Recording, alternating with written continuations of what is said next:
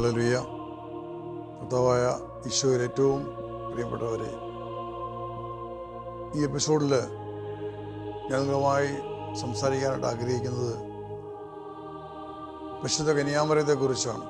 ഈ അടുത്ത കാലത്ത് വത്തിക്കാനിൽ നിന്നും പോപ്പ് ലിയോയുടെ സമ്മതപ്രകാരം പുറപ്പെടുവിച്ച പരിശുദ്ധ മറിയത്തെക്കുറിച്ചുള്ള മാർഗരേഖ അത് പുറത്തു വന്നു കഴിഞ്ഞപ്പോൾ ലോകത്തിലെ ചാനലുകൾ വളരെയധികമായി അതിനെതിരായിട്ട് തിരിഞ്ഞ് പരിശുദ്ധ മറിയം സഹരക്ഷകയല്ല, മധ്യസ്ഥയല്ല എന്ന് പോപ്പ് പ്രഖ്യാപിച്ചു. ആ രീതിയിലുള്ള പ്രോഗ്രാമുകൾ അനേകം ചാനലുകൾ പുറത്തുവിട്ടു. അതൊരവസരമായി കണ്ടെത്തിക്കൊണ്ട് അനേകം ചാനൽ, പ്രത്യേകിച്ചും പെന്തക്കോസ്ത സ്വാധീനമുള്ള ചാനലുകൾ എങ്ങനെ ഏത് രീതിയിൽ പരിശുദ്ധ മറിയത്തെ താഴ്ത്തിക്കെട്ടാൻ പറ്റുമോ ആ രീതിയിൽ അവർ സംസാരിച്ചു. ഒരു ചാനലുകാരൻ പറഞ്ഞു, പോപ്പ് കന്യാമറിയത്തെ ഒരു മൂലയ്ക്ക് ഇരുത്തി. എന്തൊക്കെയാ വാസ്തവത്തിൽ അവർ വിളിച്ചു പറഞ്ഞത്? വാസ്തവത്തിൽ ആ കരടുരേഖ പഠിച്ചു കഴിഞ്ഞാൽ അതിനകത്ത് ഒരിടത്തും ഇവരീ പറയുന്ന ഒന്നും പറഞ്ഞിട്ടില്ല. നാം ഉപയോഗിക്കുന്ന വാക്കുകളെ സൂക്ഷിക്കണം എന്നാണ് പറഞ്ഞിരിക്കുന്നത്. രക്ഷാകര കർമ്മത്തിൽ കന്യാമറിയത്തിൻ്റെ പങ്കെന്ത്, യേശുക്രിസ്തു ആര്, ഇത് രണ്ടും തമ്മിലൊരു വളരെ വളരെ വിശദമായ ഒരു വിശദീകരണമാണ് തന്നിട്ടുള്ളത്. അതല്ലാണ്ട് പരിശുദ്ധ കന്യാമറിയം സഹരക്ഷക അല്ലെന്നോ മധ്യസ്ഥ അല്ലെന്നോ ഇവിടെ പറഞ്ഞിട്ടില്ല. പക്ഷെ ആ വാക്കുകൾ ഉപയോഗിക്കുമ്പോൾ അത് സൂക്ഷിച്ച് ഉപയോഗിക്കണം എന്ന രീതിയിലാണ് അത് പറഞ്ഞിട്ടുള്ളത്. പക്ഷെ എന്നിരുന്നാൽ പോലും അങ്ങനെയൊരു വിശദീകരണം വന്നു കഴിഞ്ഞപ്പോൾ അത് അനേകരുടെ ഹൃദയങ്ങൾ തകർത്തിട്ടുണ്ട്. ഇത് നമ്മുടെ കേരളം പോലുള്ള സംസ്ഥാനത്ത് മലയാളികൾക്കിടയിൽ അനേകം ചാനലുകൾ, കത്തോലിക്ക ചാനലുകൾ ഇതൊരവസരമായി കിട്ടി അവർ സഭയെ ആക്രമിക്കാനും കന്യാമറിയത്തെ അവഹേളിക്കാനും അവസരമാക്കി അവർ മാറ്റി. ഞാൻ ഇതിനെക്കുറിച്ച് ഇതിനു മുമ്പ് 1-2 എപ്പിസോഡുകൾ ഞാൻ യൂട്യൂബിൽ ചെയ്തിരുന്നു. ഞാൻ ഇന്ന് വീണ്ടും പറയാൻ ആഗ്രഹിക്കുന്ന ഒരു കാര്യം ഇതാണ്. പരിശുദ്ധ കന്യാമറിയം ഒരു മനുഷ്യന്റെ നട്ടെല്ലാണ്. യേശുക്രിസ്തുവാണ് ഏകരക്ഷകൻ, യേശുക്രിസ്തുവാണ് ഏകസത്യ ദൈവം. ഇതെല്ലാം സത്യങ്ങളാണ്. അവിടെ യേശുവിൻ്റെ ശരീരത്തിൻ്റെ ശിരസ്സാണെങ്കിൽ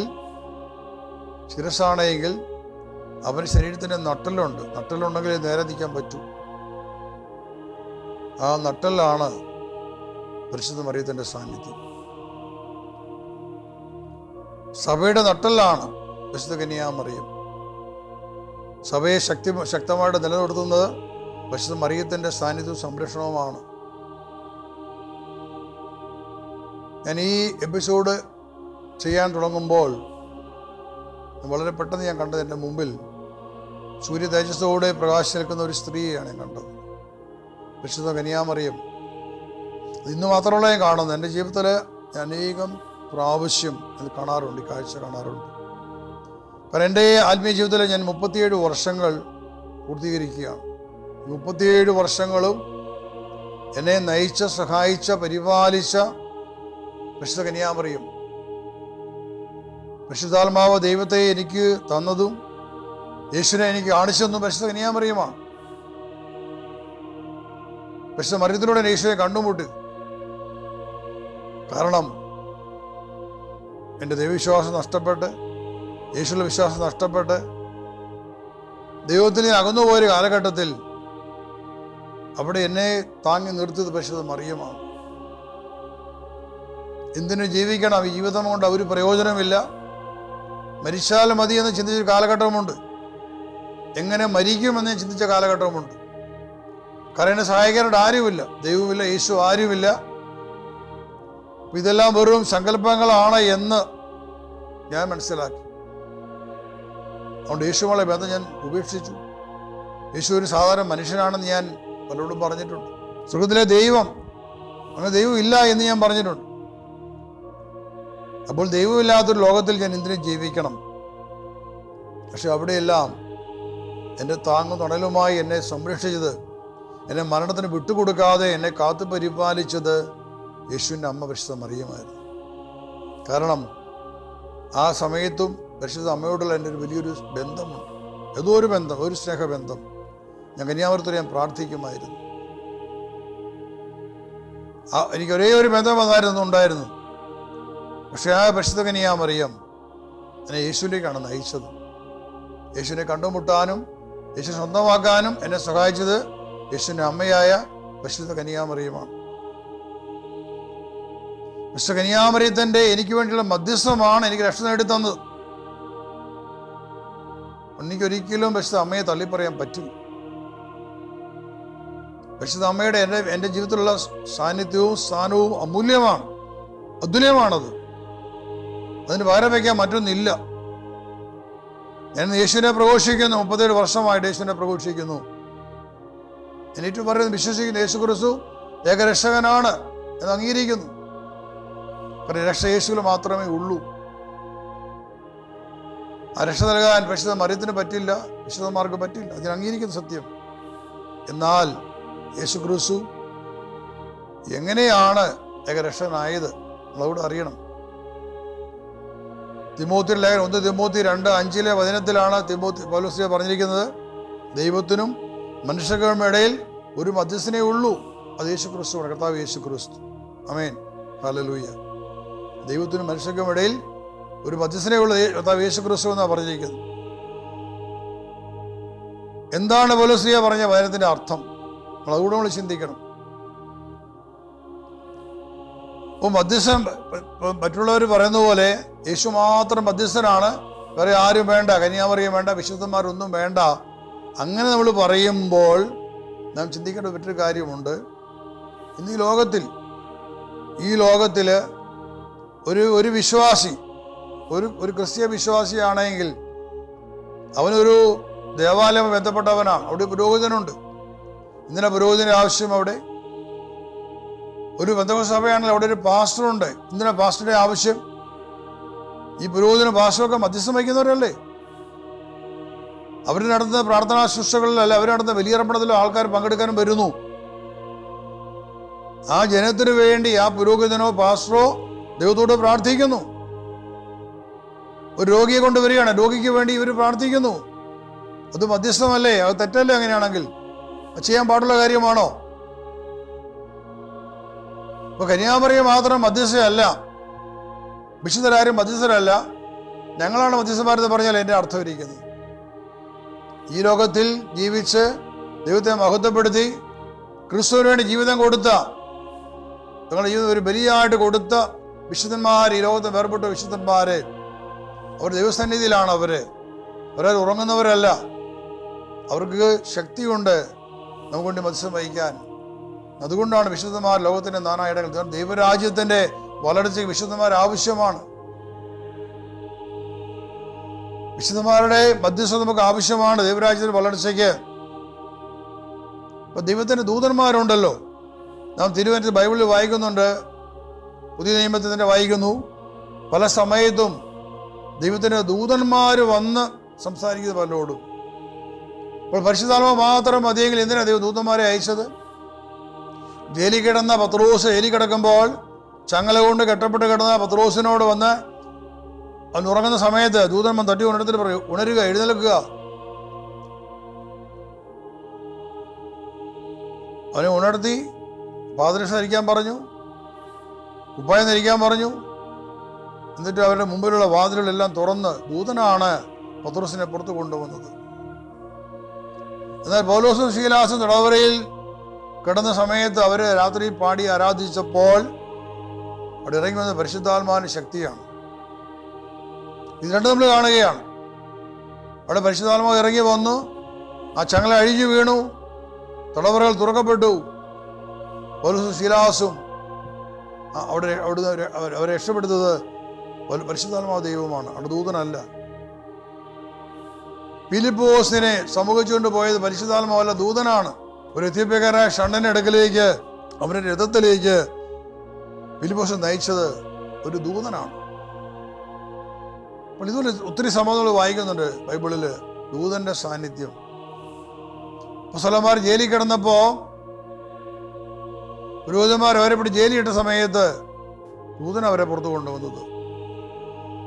അപ്പോൾ ഇങ്ങനെയുള്ളൊരു മധ്യസ്ഥം സംഭവിച്ചിട്ടുണ്ട്, ഇന്ന് സംഭവിച്ചുകൊണ്ടിരിക്കുകയാണ്. അവിടെ പരിശുദ്ധാത്മാവ് മാത്രമല്ല സഹായിക്കാൻ വന്നതുകൊണ്ട് മനസ്സിലാക്കണം.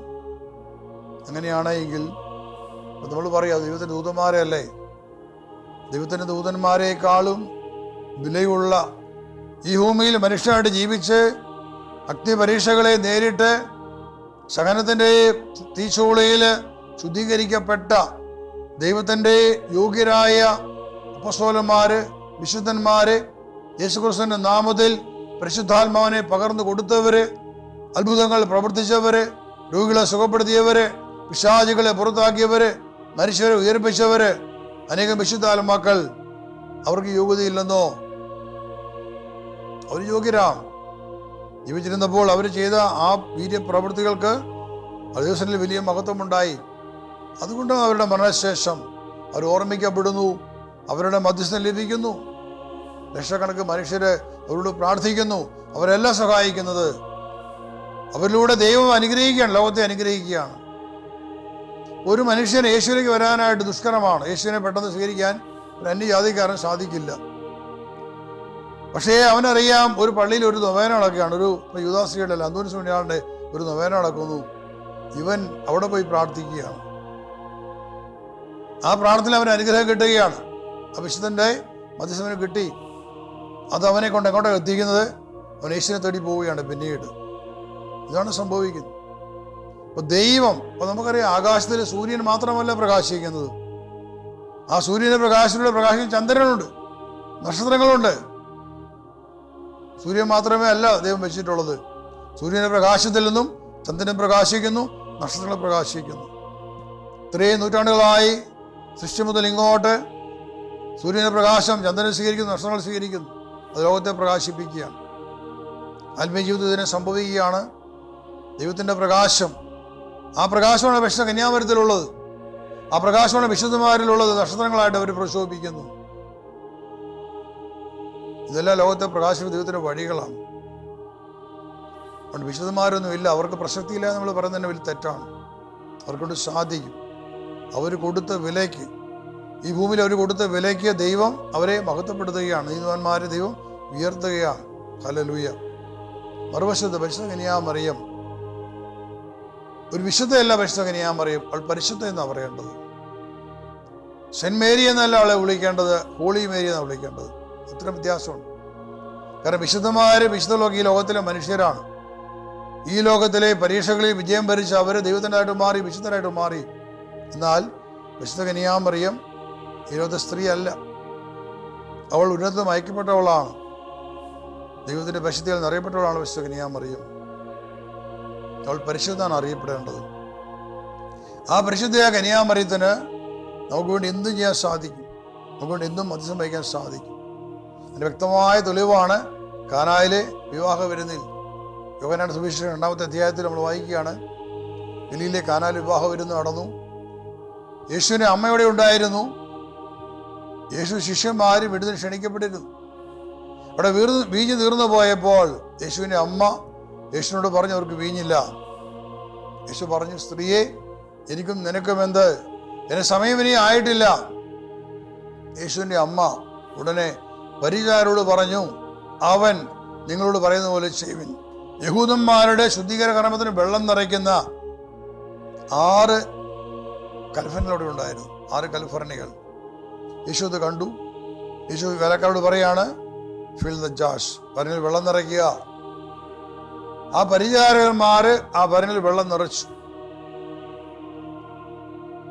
അത് വക്കോളം നിറഞ്ഞു കഴിഞ്ഞപ്പോൾ വീഞ്ഞായിട്ട് മാറി.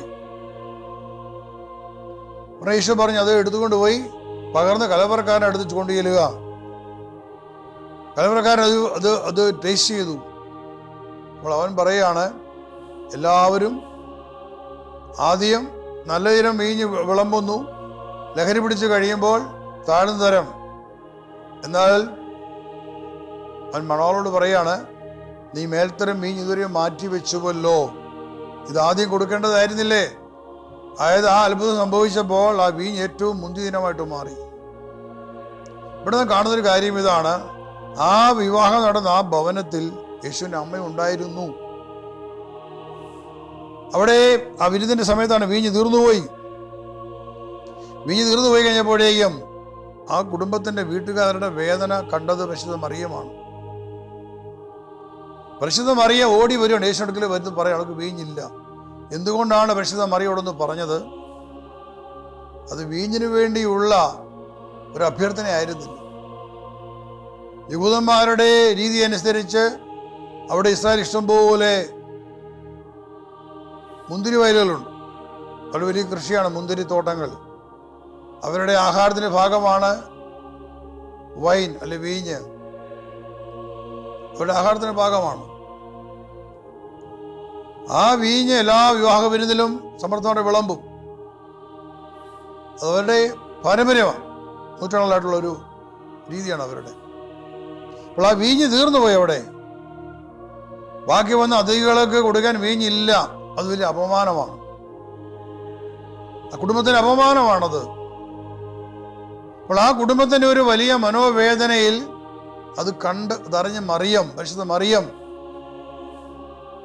മറിയത്തെ യേശുവിന്റെ അടുക്കലേക്ക് കൊണ്ടുവരുന്നത് മറിയത്തിന്റെ ആഗ്രഹമല്ല. മറിയത്തിൽ വസിച്ച പരിശുദ്ധാത്മാവ്, that Holy Spirit inspired her to go to Jesus. പരിശുദ്ധ മറിയത്തിൽ വസിച്ച പരിശുദ്ധാത്മാവ് പരിശുദ്ധ മറിയത്തെ പ്രചോദിപ്പിക്കുകയാണ് യേശുവിന്റെ അടുക്കലേക്ക് പോയി പറയുക. ഒറ്റ നിമിഷം കൊണ്ട് മറിയ ഓടി വരികയാണ്. പരിശുദ്ധ മറിയത്തിൽ എവിടുന്ന് പരിശുദ്ധാത്മാവ് വന്നത്? ഗബ്രിയേൽ ദൂതൻ കടന്നു വന്ന് ദൈവത്തിന്റെ വചനം പങ്കുവയ്ക്കുമ്പോൾ പറഞ്ഞിരുന്നു, നിന്റെ മേൽ പരിശുദ്ധാത്മാവ് വരും, നിന്റെ മേൽ അത്യുന്ന ശക്തി ആവശ്യിക്കും. അപ്പോൾ അന്ന് പരിശുദ്ധ മറിയം ആമേനും പറഞ്ഞു. അവിടെ പരിശുദ്ധാത്മാവ് മറിയത്തിൽ വന്ന് നിറഞ്ഞു. ഹല്ലേലൂയ. അപ്പോൾ ആ പരിശുദ്ധാത്മാവിന് മറിയം നിറഞ്ഞവളായിരുന്നു. ആ പരിശുദ്ധാത്മാവാണ് മറിയത്തോട് പറയുകയാണ്, വീഞ്ഞ് ഓടിച്ചെന്ന് ഈശോട് പറയുക. മറിയം വേഗത്തിൽ വന്ന് ഈശോട് പറയണം, അവർക്ക് വീഞ്ഞില്ല. ഒറ്റ മറുപടി ഈശോ ചോദിക്കുകയാണ്, സ്ത്രീയെ, അമ്മയെ നിലപിടിച്ച സ്ത്രീയെ, എനിക്കും നിനക്കും എന്ത്? ഇനി യേശു അവിടെ ആ വിവാഹ വരുന്നതിന് മുൻപ് 43 ദിവസം മുമ്പ് യേശു മറ്റൊരു സ്ഥലത്തായിരുന്നു. 40 ദിവസം മുമ്പ് യേശു ആദ്യം ജോർദാനിൽ പോയി ശാപകന്റെ അടുക്കൽ പോവുകയാണ്. അവിടെ പോയി സ്നാനപ്പെടുന്നു, പരിശുദ്ധാത്മാവിനെ സ്വീകരിക്കുന്നു. ലൂക്കായുടെ സുവിശേഷം 4:1 വചനം പറഞ്ഞിരിക്കുന്നത്, യേശു പരിശുദ്ധാത്മാവ് നിറഞ്ഞവനായി ആ സ്നാനം കഴിഞ്ഞപ്പോൾ ആത്മാവ് യേശുവിനെ മരുഭൂമിയിലേക്ക് നയിച്ചു. 40 ദിനരാത്രി യേശു മരുഭൂമിയിൽ ഉപവസിച്ച് പ്രാർത്ഥിക്കുകയാണ്. 40 ദിവസങ്ങൾ. അതേ അധ്യായം ലൂക്കായുടെ സുവിശേഷം 4-ാമത്തെ അധ്യായം 14 വചനം പറഞ്ഞിരിക്കുന്നു, യേശു ആത്മാവിൽ ശക്തിയോടുകൂടെ ഗലീലയിലേക്ക് മടങ്ങിപ്പോയി. 40 ദിവസം കഴിഞ്ഞപ്പോൾ, 40 ദിവസം പ്രാർത്ഥന കഴിഞ്ഞപ്പോൾ യേശു പരിശുദ്ധാത്മാവിൽ ശക്തനായിട്ട് മാറി. ഹല്ലേലൂയ. ശക്തി പ്രാപിച്ചവനായ യേശു ക്രിസ്തു തിരിച്ചു പോവുകയാണ്. തൻ്റെ സ്വദേശമായ നാട്ടിലേക്ക് ഗലീലയിലേക്ക് മടങ്ങി പോവുകയാണ്. ആ ഗലീലയിൽ വന്നു കഴിഞ്ഞപ്പോൾ 3 ദിവസക്കാലം യോഹന്നാന്റെ സുവിശേഷം 1 മുതൽ വായിക്കുന്നുണ്ട്. യേശു ശിഷ്യന്മാരെ തെരഞ്ഞെടുക്കുകയാണ്. ശിഷ്യന്മാരെ അവിടെ തെരഞ്ഞെടുത്തു. 3-ാമത്തെ ദിവസമാണ് ഈ കല്യാണ വിരുന്ന് നടക്കുന്നത്. അവിടെ യേശു ക്ഷണിക്കപ്പെട്ടിട്ടുണ്ടായിരുന്നു. യേശു തന്നെ ശിഷ്യന്മാരെ കൂട്ടി അവിടെ പോവുകയാണ്. അത് പിതാവാ ദൈവം നിശ്ചയിച്ച സമയമായിരുന്നു. അവിടെ വീഞ്ഞ് തീർന്നു പോകുന്നു. പരിശുദ്ധ മറിയം ഓടി ഈശോയോട് പറയുന്നു. ഈശോ പറയും, സ്ത്രീയെ എന്ന് വിളിച്ചു.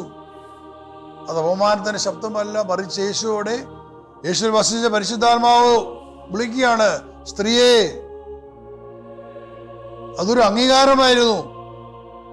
നീ സ്ത്രീയാണ്, നീ സ്ത്രീയാണ്, നീ അയക്കപ്പെട്ടവളാണ്, അയക്കപ്പെട്ട സ്ത്രീ. അത് അയക്കപ്പെട്ട സ്ത്രീ. ഉൽപ്പത്തി പുസ്തകം 3:15 വചനം, ദൈവകർത്താവ് സർപ്പത്തോട് പറഞ്ഞു,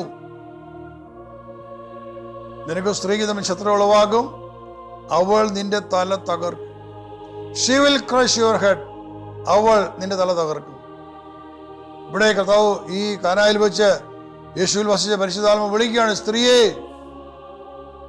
ആ സ്ത്രീ സാത്താന്റെ തല താറക്കാൻ അയക്കപ്പെട്ട സ്ത്രീയാണ് ഇവൾ എന്നാണ് യേശുവിടെ പ്രഖ്യാപിച്ചത് ആ വിളിയിലൂടെ. അത് പരിശുദ്ധ മറിയത്തിൽ നിറഞ്ഞിരുന്ന പരിശുദ്ധാത്മ ഉണർത്തി ആ വിളി കേട്ടപ്പോൾ. കാരണം ദൈവത്തിന്റെ പുത്രനാണ് വിളിച്ചത്. പരിശുദ്ധ മറിയത്തിന്റെ അഭിഷേകം അവിടെ ഉണർന്നു. ഇവിടെ പരിശുദ്ധ മറിയം അവിടെ നിന്ന് വേലക്കാരോട് പറയാണ്, do what ever he tells U. അവൻ നിങ്ങളോട് പറയുന്ന പോലെ ചെയ്യുവിൻ. അവൻ നിങ്ങളോട് പറയുന്ന പോലെ ചെയ്യുവിൻ. യേശു പറഞ്ഞ സമയമായിട്ടില്ല എന്ന് യേശു പറഞ്ഞിരുന്നു. കാരണം യേശുവിനവിടെ ഒരു വെളിപ്പെടുത്തൽ കിട്ടിയിട്ടുണ്ടായിരുന്നില്ല. ഒരു അത്ഭുതം ചെയ്യാൻ ഒരു സമയമായിരുന്ന ഒരു വെളിപ്പെടുത്തൽ യേശുവിന് ലഭിച്ചിട്ടുണ്ടായിരുന്നില്ല. പക്ഷെ പരിശുദ്ധ മറിയം പറഞ്ഞു, അവൻ നിങ്ങളോട് പറയുന്ന പോലെ ചെയ്യുവിൻ. അത് യേശു കേൾക്കുകയാണ്. യേശുവിന് കാതിൽ ശബ്ദം പെട്ടു. അവൻ നിങ്ങളോട് പറയുന്ന പോലെ നിങ്ങൾ ചെയ്യുവിൻ. യേശു പെട്ടെന്ന് മനസ്സിലായി, താൻ പറയണം, താൻ പറയുന്ന പോലെ അവർ ചെയ്യണം. ഒരൊറ്റ വാക്കാണ് കർത്താവ് യേശുവിന്റെ അഭിഷേകത്തെ ഉണർത്തിയത്. ഒരൊറ്റ വാക്ക്, അതൊരു അഗ്നിക്കഷണം പോലെ, അതൊരു അഗ്നിയായി യേശുവിന്റെ ആത്മാവിലേക്ക് പകരപ്പെട്ടു. മറിയം പറഞ്ഞൊരു വാക്ക്, അവൻ പറയുന്ന പോലെ ചെയ്യുവിൻ. ഇപ്പോൾ യേശു പറയണം എന്നൊരു ആവശ്യം ആ വാക്കിൽ വന്നു. ആ ഒരൊറ്റ വാക്ക്, മറിയത്തിൽ നിന്ന് പുറപ്പെട്ട, അഭിഷേകത്തിൽ പുറപ്പെട്ട ഒരൊറ്റ വാക്ക് യേശുവിന്റെ അഭിഷേകത്തെ ഉണർത്തുകയാണ്. 40 ദിവസത്തെ പ്രാർത്ഥനയിൽ ശക്തനായി അവിടെ ഗലീലയിൽ കാനായിൽ വന്ന യേശുവിന്റെ അഭിഷേകത്തെ ഉണർത്തിയത് ശകന്യാവർന്ന് പുറപ്പെട്ട ഒരൊറ്റ വാക്കാണ്. പ്രിയപ്പെട്ടവരെ, ഉടൻ യേശു എല്ലാം സാഹചര്യം പെട്ടെന്ന് മാറി. യേശു കണ്ടവിടെ 6 കൽഭരണികൾ കണ്ടു. ഉടനെ വേലക്കാരൻ വിളിച്ചു പറയാണ്, fill the jars with water. ആ ഭരണികളിൽ വെള്ളം നിറയ്ക്കുവിൻ. വേലക്കാരോട് ഒരു ചോദ്യം ചോദിക്കുന്നില്ല. ഇവിടെ വീഞ്ഞല്ലേ ആവശ്യം, നീന്തിനാ അങ്ങനെ വെള്ളം കോരാൻ പറയുന്നത് അവർ ചോദിച്ചില്ല. അവർ ആ കൽഭരണികൾ മുഴുവൻ വെള്ളം കോരി നിറയ്ക്കുകയാണ്. ഹല്ലേലൂയ. എന്തുകൊണ്ടാണ്? യേശുവിൽ നിന്ന് പുറപ്പെട്ട ആ വചനം അത്ര ശക്തി ഉണ്ടായിരുന്നു. വചനത്തിന് ഫിൽ ദ ജാർസ്. അഭിഷേകം പുറപ്പെട്ടപ്പോൾ അവരൊക്കെ നിശബ്ദരായി. എതിർ ചോദ്യങ്ങളോടെ ഇല്ല. അവർ വെള്ളം കോരി നിറച്ചു. 6 കൽഭരണികൾ ബക്കോളം നിറച്ചു. അത് ബക്കോളം നിറഞ്ഞു കഴിഞ്ഞപ്പോൾ അത് വീഞ്ഞായിട്ട് രൂപാന്തരപ്പെട്ടു. ആമേൻ, ഹല്ലേലൂയ. അത് വീഞ്ഞായിട്ട് രൂപാന്തരപ്പെട്ടു. വാസ്തവത്തിൽ ഇവിടെ യേശു ഒരു പ്രാർത്ഥനയും നടത്തിയിട്ടില്ല. അവൻ നിങ്ങളോട് പറയുന്ന പോലെ ചെയ്യാൻ മാത്രമേ പരിശുദ്ധ മറിയം ആവശ്യപ്പെട്ടു. യേശു പറഞ്ഞു വെള്ളം നിറയ്ക്കാൻ പറഞ്ഞു. കൽഭരണികളിൽ വെള്ളം നിറച്ചു. അത് വീഞ്ഞായി രൂപാന്തരപ്പെട്ടു. വാസ്തവത്തിലൂടെ ആരാ അത്ഭുതം പ്രവർത്തിച്ചത്? യേശു പ്രവർത്തിച്ച അത്ഭുതങ്ങളുടെ ആരംഭം എന്നാണ് അവിടെ പറഞ്ഞിരിക്കുന്നത്.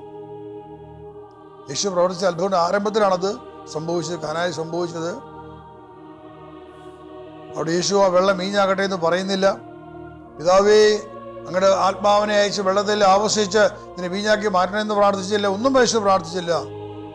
ആ വേലക്കാരനുസരിക്കാൻ തയ്യാറായപ്പോൾ ആ വെള്ളം വീഞ്ഞായിട്ട് മാറി. ഹല്ലേലൂയ. ഇവിടെ വാസ്തവത്തിൽ സംഭവിച്ചത് യേശുവിൽ നിറഞ്ഞിരുന്ന അഭിഷേകമാണ് ആ വെള്ളത്തെ വീഞ്ഞാക്കി മാറ്റിയത്. ഹല്ലേലൂയ. യേശുവിൽ നിന്ന് പുറപ്പെട്ട അഭിഷേകമാണ് ആ വെള്ളത്തെ വീഞ്ഞാക്കി മാറ്റി. അവിടെ രണ്ട് സാന്നിധ്യങ്ങളുണ്ടായി. ഒന്ന് പരിശുദ്ധ മറിയത്തിന്റെ സാന്നിധ്യം, യേശുവിന്റെ സാന്നിധ്യം. പരിശുദ്ധ മറിയത്തിൽ നിന്ന് പുറപ്പെട്ട അഭിഷേകമാണ് വേലക്കാരോട് പറഞ്ഞത്, അവൻ പറയുന്ന പോലെ ചെയ്യുവിനെന്ന് പറഞ്ഞത്. ആ ഭവനം മുഴുവനും 2 അഭിഷേകങ്ങൾ നിറയപ്പെട്ടു. പരിശുദ്ധ മറിയത്തിന്റെ അഭിഷേകവും യേശുവിന്റെ അഭിഷേകവും. ഈ 2 അഭിഷേകങ്ങൾ കൂടി ചേർന്ന് ആ വെള്ളത്തിലേക്ക് ഇറങ്ങിച്ചെന്നു. ആ വെള്ളം വീഞ്ഞായി മാറി. ഹല്ലേലൂയ. മറ്റൊക്കെ ഞാൻ പറയും, യേശുവിന്റെ അഭിഷേകവും ജ്ഞാനത്തിന്റെ അഭിഷേകം എന്ന് പറയും. ആ വെള്ളത്തിലേക്ക് ഇറങ്ങി ആ വെള്ളം അത് വീഞ്ഞായിട്ട് മാറി. ഹല്ലേലൂയ. ഇവിടെ പരിശുദ്ധ മറിയത്തിന്റെ മധ്യസ്ഥം അവൾ കാണുന്നു. അവൾ മധ്യസ്ഥയാണ് അവള്. എന്നാൽ യേശു ക്രിസ്തു ഏക മധ്യസ്ഥൻ എന്ന് പറയുമ്പോൾ 1 തിമോത്തി 2:5 വചനപ്രകാരം ദൈവത്തിന് മനുഷ്യരുടെ മധ്യസ്ഥനാണ്. അത് എപ്രകാരം യേശു മധ്യസ്ഥം വഹിച്ചത്? നമ്മുടെ പാപങ്ങൾക്ക് വേണ്ടി പരിഹാരം ചെയ്തു. യെശയ്യാ 53:12 പറഞ്ഞിരിക്കുന്നു. യെശയ്യാ 53:12 വചനം, അവൻ നമ്മുടെ അതിക്രമങ്ങൾക്ക് വേണ്ടി മധ്യസ്ഥം വഹിച്ചു. ഹല്ലേലൂയ. അവൻ നമ്മുടെ അതിക്രമങ്ങളുടെ പാപങ്ങൾക്ക് വേണ്ടി യേശു മധ്യസ്ഥം വഹിച്ചു ദൈവത്തിന്റെ മുമ്പിൽ. അതാണ് യേശുവിന്റെ മധ്യസ്ഥം. അതിൽ യേശു മാത്രം മധ്യസ്ഥനാണ്. അവിടെയാണ് യേശു മധ്യസ്ഥം വഹിച്ചത് നമ്മുടെ അതിക്രമങ്ങൾക്ക് വേണ്ടി. അതുകൊണ്ട് കന്യാമറിയം മധ്യസ്ഥയല്ല എന്ന് പറയാൻ പാടില്ല, അങ്ങനെ പറയുന്നത് ശരിയല്ല. പക്ഷെ കന്യാമറിയത്തിന്റെ മധ്യസ്ഥം ഇന്ന് ലോകത്തിനുണ്ട്, മനുഷ്യർക്കുണ്ട്. അവൾ മധ്യസ്ഥ ആയതുകൊണ്ടാണ് അവൾ ലോകത്തിന് നാനാ ഇടങ്ങളിൽ പ്രത്യക്ഷപ്പെട്ടുകൊണ്ട് അനേകം കാര്യങ്ങൾ മുന്നറിയിപ്പ് നൽകി. ഇവിടെ എല്ലാം പരിശുദ്ധ മറിയത്തിന് മധ്യസ്ഥമാണ്. ദൈവത്തിനും മനുഷ്യർക്ക് ഇടയിൽ നിന്നുകൊണ്ട് ലോകത്തെ രക്ഷിക്കാൻ വേണ്ടിയുള്ള മധ്യസ്ഥം പരിശുദ്ധ നടത്തുന്നുണ്ട്. ലോകത്തെ രക്ഷിക്കാൻ യേശു നേടിയെടുത്ത കുരിശുമരണത്തിൽ നേടിയെടുത്ത വിജയത്തെ അത് വിജയമാക്കി തീർക്കാൻ വേണ്ടി പരിശുദ്ധ മറിയം മധ്യസ്ഥം വഹിക്കുകയാണെന്ന്. പരിശുദ്ധ അമ്മയെ സ്നേഹിക്കുക. കർത്താവ് നിങ്ങളെയും അനുഗ്രഹിക്കും. നിങ്ങൾക്ക് സംരക്ഷണം കിട്ടും. നിങ്ങൾ എതിരെ വരുന്ന ശത്രുവിൽ നിന്ന്, പിശാചിന്റെ പിടിയിൽ നിന്ന് നിങ്ങൾക്ക് സംരക്ഷണം ഉണ്ടാകും. ആമേൻ. ഹല്ലേലൂയ. നിങ്ങൾ ചേർന്ന് പ്രാർത്ഥിക്കാം. ദൈവകൃപ നിറഞ്ഞ മറിയമേ സ്വസ്തി. കർത്താവ് അങ്ങയോടുകൂടെ സ്ത്രീകളിൽ അങ്ങ് അനുഗ്രഹീതയാവും. അങ്ങയുടെ ഉദരത്തിൻ ഫലമായി ഈശോ അനുഗ്രഹീതനാവും. പരിശുദ്ധ മറിയമേ ദൈവപുത്രന്റെ മാതാവേ, പാപികളായ ഞങ്ങൾക്ക് വേണ്ടി ഇപ്പോഴും ഞങ്ങളുടെ മരണസമയത്തും കർത്താവിന്റെ വിശ്വസിച്ചു കൊള്ളണമേ. ആമേൻ. പിതാവിൻ്റെയും പുത്രൻ്റെയും പരിശുദ്ധാത്മാവിൻ്റെയും പരിശുദ്ധമായ നാമത്തിൽ ആമേൻ. ഹല്ലേലൂയ.